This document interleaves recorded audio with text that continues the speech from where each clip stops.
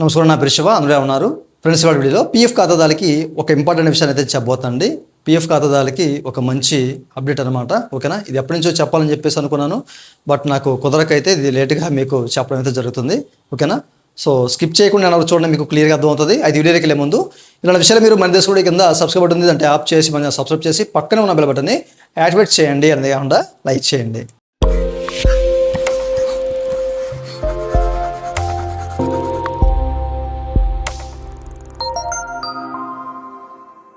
ఇక టాపిక్లోకి వెళ్తే కనుక, సో చాలామంది ఫామ్ 19, ఫామ్ 10C, అలాగే ఫామ్ 31 ఇట్లాంటి క్లెయిమ్స్ అనేవి ఇనిషియేట్ చేస్తూ ఉంటారు కదా. సో ఇట్లాంటి సందర్భాల్లో చాలామందికి ఒక సమస్య అయితే ఎదురవుతూ వస్తుందన్నమాట. క్లెయిమ్స్ అనేవి రిజెక్ట్ అవుతాయి, బట్ ఈపీఎఫ్ ఆఫీస్ వాళ్ళు క్లారిఫికేషన్ అడుగుతారు. ఓకే, అయితే ఇంతకుముందు మనకి 3.0కి ముందు క్లారిఫికేషన్, ఏదైనా క్లెయిమ్ రిజెక్ట్ అయ్యి క్లారిఫికేషన్ అడిగితే అది ఎలా సబ్మిట్ చేయాలో ఎవరికి తెలియదు.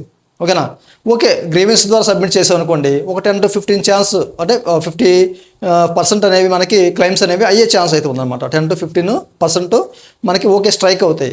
సో 80%, 85% అట్లాంటి రిక్వెస్ట్ అనేవి మనకి ఫెయిల్ అయ్యే ఛాన్స్ అయితే ఉందన్నమాట. ఎందుకంటే మనకి ఈ క్లెయిమ్ ఎప్పుడైతే ఇనిషియేట్ చేస్తామో చేసిన తర్వాత వెంటనే క్లారిఫికేషను గ్రీవెన్స్ ద్వారా ఇవ్వాలి.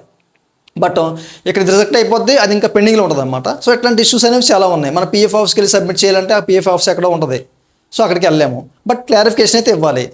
ఓకే, అయితే ఈ క్లెయిమ్స్ అనేవి ఏ రీజన్ వల్ల అవుతాయి? సో డేట్స్ డిఫేర్స్ ఉంటాయి. ఓకేనా, మనం ఎగ్జిట్ డేటు అయితే మనము జనవరిలో కంపెనీ మానేసాం అనుకోండి, వాళ్ళు ఫిబ్రవరిలో కూడా కాంట్రిబ్యూషన్ చేస్తారు, మనం జనవరిలోనే ఎగ్జిట్ డేట్ ఇస్తూ ఉంటాం ఇలాంటి సినారియోస్లో. అట్లాగే కొన్ని సర్వీసులు అనేవి బ్రేక్ అవుతాయి అనమాట. ఓకే, మధ్యలో మనకి కాంట్రిబ్యూషన్ బ్రేక్ అవుతూ ఉంటుంది. సో దాని గురించి మనకి క్లెయిమ్స్ అనేవి రిజెక్ట్ అవుతూ ఉంటాయి, క్లారిఫికేషన్ అడుగుతూ ఉంటారు. అలాగే ఇప్పుడు నేను చెప్పేది ఏంటంటే, మీకు ఫామ్ 19 ఇప్పుడు కొన్ని కంపెనీస్ ఏంటంటే ఓన్లీ ఎంప్లాయ్ షేర్ మాత్రమే ఇస్తాయి, పెన్షన్ షేర్ వేరు, వాళ్ళు కాంట్రిబ్యూట్ చేయరు, బట్ డేట్స్ ఇచ్చేస్తారు అనమాట. ఎంప్లాయీ అంటే ఈపీఎస్ జాయినింగ్ ఎగ్జిట్ డేట్ ఇచ్చేస్తారు, అంటే ఈపీఎస్ సంబంధించిన జాయిన్ డేట్ ఎగ్జిట్ డేట్ ఇచ్చేస్తారు. బట్ ఇట్లాంటి సినారీస్లో మనం ఏది పెట్టినా రిజెక్ట్ అవుతూ ఉంటుంది అనమాట. ఇప్పుడు ఈవెన్ మనకి ఏంటంటే ఈ ఫామ్ 19 కూడా రిజెక్ట్ అవుతా ఉందన్నమాట. క్లారిఫికేషన్ అడుగుతున్నారు పీఎఫ్ ఆఫీస్ వాళ్ళు. సో క్లారిఫికేషన్ అడుగుతారు, అసలు ఈ పెన్షన్ అమౌంట్ ఎందుకు వెళ్ళదని చెప్పేసి. కొన్ని ఏంటంటే మనం ప్రీవియస్ ప్రజెంట్ ఐడీకి ట్రాన్స్ఫర్ చేస్తూ ఉంటాం కదా, ప్రీవియస్ ఐడీలో మనకి పెన్షన్ షేర్ ఉంటుంది, ప్రజెంట్ ఐడీలో పెన్షన్ షేర్ ఉండదు, లేకపోతే ప్రీవియస్ దాంట్లో పెన్షన్ ఉంటుంది, ఇందులో పెన్షన్ ఉంటుంది, సో దాన్ని ట్రాన్స్ఫర్ చేస్తాము. సో ఇలా ఎందుకు ఉందో క్లారిఫికేషన్ అడుగుతారు అనమాట. ఇట్లాంటి విషయాల్లో క్లారిఫికేషన్ అనేది మనము ఇవ్వలేము. పీఎఫ్ ఆఫీస్కి వెళ్ళి ఇవ్వాలి, లేదా గ్రీవెన్స్లో సబ్మిట్ చేయాలి, అది అవుద్దో లేదో తెలియదు. అయితే ఈపీఎఫ్ ఆఫీస్ వాళ్ళు ఒక మంచి అప్డేట్ తీసుకొచ్చారు దీని గురించి. ఓకేనా, ఇప్పుడు మీకు ఈ వీడియోలో చూపిస్తాను. ఓకే, అయితే మీరు ఇక్కడ చెక్ చేసుకోవచ్చండి. ఓకే, సో ఎప్పటికప్పుడు మనం క్లెయిమ్ పెట్టామనుకోండి, క్లెయిమ్ పెట్టినప్పుడు ఎప్పటికప్పుడు మనం దాన్ని మానిటర్ చేస్తూ ఉండాలన్నమాట. అది ఏమవుతుంది, ఇంకా పెండింగ్లో ఉందా, రిజెక్ట్ అయిందా, ఎందుకు కారణం చేత రిజెక్ట్ అయింది, ఇన్ కేస్ మనకి ఇలాంటి సినారియోస్లో. ఎందుకంటే మనము ఇది కనుక మిస్ అయ్యామనుకోండి, మన క్లెయిమ్ రిజెక్ట్ అయిపోద్ది అనమాట. అది మీకు ఇప్పుడు అర్థం అవుద్ది అనమాట. ఓకేనా, సో ఎందుకు మనము మానిటర్ చేయాలి క్లెయిమ్ని అనేది మీకు ఇప్పుడు తెలుస్తుంది. సో ఇప్పుడు నేను చెక్ చేసుకోవచ్చు, నేను జూమ్ చేశాను మీకు ఈ క్లెయిమ్ అనేది.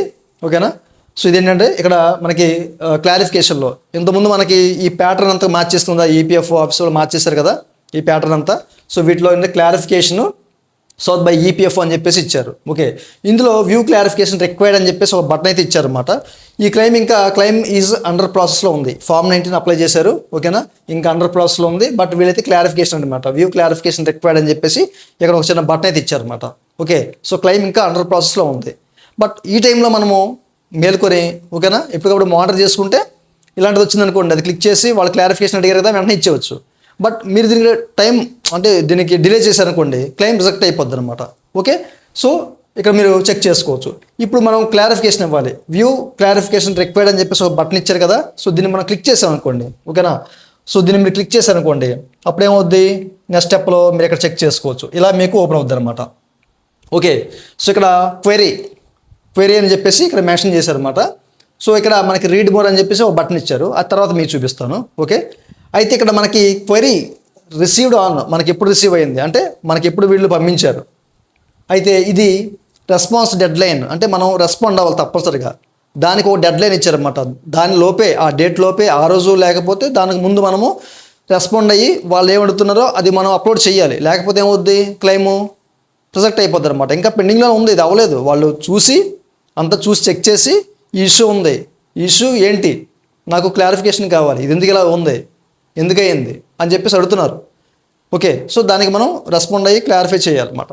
ఓకే, సో ఇది డెడ్ లైన్ కూడా ఇచ్చారన్నమాట. 17 మనకి పంపించిన డేటు 21వ తారీఖున ఆ రోజులో మనం దీనికి రెస్పాండ్ అవ్వాలన్నమాట. ఓకే, అయితే ఇప్పుడు రెస్పాండ్ అవ్వాలి కదా. సో ఇట్లా వచ్చింది కదా, నెక్స్ట్ స్టెప్ ఇలా చూపిస్తుంది కదా. ఇప్పుడు మనకి యాక్షన్లో ఒక బటన్ ఇచ్చారన్నమాట, యారో బటన్, దాన్ని క్లిక్ చేయాలన్నమాట. ఓకేనా, దాన్ని క్లిక్ చేస్తే ముందుకెళ్తుంది.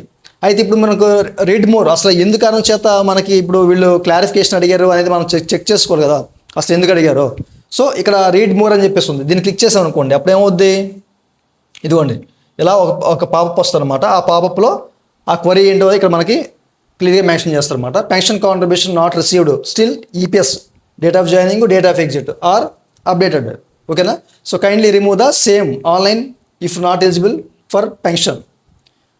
సో ఇప్పుడు మనకేంటి అక్కడ మనం ఏం చెప్పుకున్నాం, కంపెనీ వాళ్ళు అనేవాళ్ళు ఈపీఎఫ్, ఓకేనా, ఎంప్లాయ్ షేర్ మాత్రమే వేశారు. But EPS joining and exit dates రెండు కూడా ఈయన ఐడిలో మెన్షన్ చేశారనమాట. ఆ కంపెనీకి సంబంధించిన EPS date of joining date of exit ఇచ్చారు, కానీ అమౌంట్ అయితే కాంట్రిబ్యూట్ చేయలేదు అనమాట. పెన్షన్ షేర్లు కాంట్రిబ్యూట్ చేయాల, పెన్షన్ షేర్ సంబంధించిన date joining date of exit ఇస్తారనమాట ఈపీఎఫ్తో పాటు. ఓకే, సో దాని గురించి ఆన్లైన్లో వీళ్ళు రిమూవ్ చేసుకోమంటున్నారు. ఏది ఎలిజిబిలిటీ, మనం మనకి ఎలిజిబిలిటీ లేకపోతే కనుక చేసుకోమంటున్నారు అనమాట. ఓకేనా, అయితే ఇప్పుడు దీన్ని మనం ఏం చేయాలి, మనం మార్చలేం. Date of joining date of exit సంబంధించిన డీటెయిల్స్ అనేవి అంటే ఈపీఎస్ అమౌంట్ వేయకుండా సో మనం ఎడిట్ చేయలేం, అంటే అక్కడ మనకి జీరో చేయలేం కదా, జాయింట్ డిక్లరేషన్లో మనం వాటిని తీయలేం. ఓకేనా, మాకు డేట్ ఏమైపోతే అసలు తీసుకోదు, ముందుకు వెళ్దాం. అది కంపెనీ వాళ్ళకు కూడా అదే సమస్య ఎదురవుద్ది అనమాట. ఇలాంటి సినారియోస్లో ఫామ్ 3A ద్వారా మనం ఎంప్లాయర్ షేర్ నుంచి అమౌంట్ ఈపీఎస్ సర్వీస్లోకి సర్దాలి. ఓకేనా, అలా అయితేనే అవ్వద్దు అనమాట, లేదా రిమూవ్ చేసుకోమంటున్నారు వీళ్ళు. సో ఇది అవ్వదు కదా, మనకి క్లారిఫై చేయాలి మనం ఇప్పుడు అసలు ఏం జరిగింది, మనకి ఎంప్లాయర్ ఏం చేశారు. సో వాళ్ళ నుంచే మనం ఒక లెటర్ హెడ్ మీద ఏదైతే కంపెనీ ఉందో ఆ కంపెనీ నుంచే ఒక లెటర్ హెడ్ ఉంటుంది కదా, సో వాళ్ళ కంపెనీ లెటర్ హెడ్ దాని మీద టైప్ చేసుకొని నీట్గా, సో ఈ పలానా రీజన్ వల్ల మేము ఎట్లా అమౌంట్ వేయలేదు, లేకపోతే బై మిస్టేక్ డేట్స్ అనేవి ఇచ్చేసాము.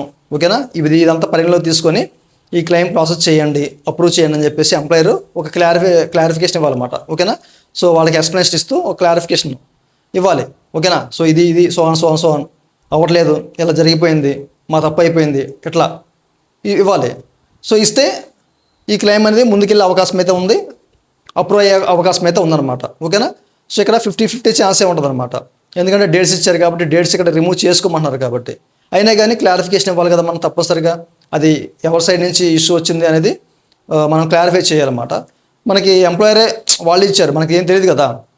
సో ఎంప్లాయర్ని కనెక్ట్ అయ్యి ఆ క్లారిఫికేషన్ అక్కడ తీసుకొని సో మనం ఇక్కడ సబ్మిట్ చేస్తే క్లెయిమ్ అనేది అప్రూవ్ అయ్యే ఛాన్స్ అయితే ఉంది. ఓకే, సో ఓకే కదా, చూసారు కదా. ఇప్పుడు ఈ ఇష్యూ వల్ల మనల్ని క్లారిఫికేషన్ అడుగుతున్నారు అనమాట. ఓకే, సో ఇప్పుడు ఆ బటన్ క్లిక్ చేసాం కదా, యారో బటన్ క్లిక్ చేస్తే అప్పుడు ఏమవుద్ది, నెక్స్ట్ స్టెప్ ఇదిగో ఇలా చూపిస్తాను అనమాట. మీరు ఇక్కడ చెక్ చేసుకోవచ్చు. ఓకే, సో ఇదంతా సేమ్, దాంతోపాటు కింద మీరు చెక్ చేసుకోవచ్చు. మనకి ఏంటంటే రెస్పాన్స్ టెక్స్ట్ అసలు ఏం జరిగిందో ఇక్కడ క్లియర్గా మెన్షన్ చేయమంటున్నారు అనమాట. అంటే మీరు టైప్ చేసి ఇక్కడ ఇది నా తప్పు కాదు, నాకు తెలియదు, ఎంప్లాయర్ ఇట్లా చేశారు, సో దానికి సంబంధించిన క్లారిఫికేషన్ నేను కంపెనీ నుంచే తెచ్చుకొని ఇక్కడ నేను అప్లోడ్ చేస్తున్నాను, అది ఒకసారి చెక్ చేసి పరిశీలించి నా క్లెయిమ్ అనేది అప్రూవ్ చేయండి, ప్రాసెస్ చేయండి అని చెప్పేసి మనం ఇక్కడ టైప్ చేస్తాం అనమాట.